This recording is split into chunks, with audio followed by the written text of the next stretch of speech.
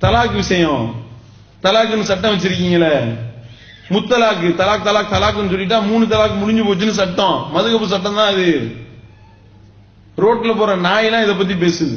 BJP காரன் என்ன, முஸ்லிம் பெண்கள் பாதிக்கப்படுவதை நாங்கள் ஏற்றுக்கொள்ள மாட்டோம், அவர்களுக்காக நாங்கள் குரல் கொடுப்போம். எவன்டா அது? எட்டி பார்த்தா பிஜேபி காரன் உட்கார்ந்து பேசிக்கிட்டு இருக்கான்.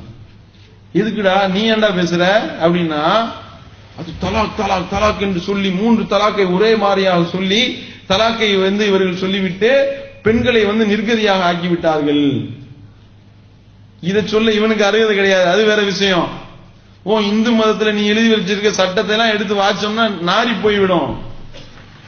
இந்த சட்டத்தை கொண்டு வர துடிக்கிறாரே மோடி, முதல்ல உன் பொண்டாட்டியை போய் முதல்ல உன்னோட சேர்த்துக்கிட்டு வாழ். முதல்ல மோடியினுடைய பொண்டாட்டி தெருவில் அலைஞ்சுக்கிட்டு இருக்கு, இவர் ஊர் ஊரா சுத்திக்கிட்டு இருக்காரு.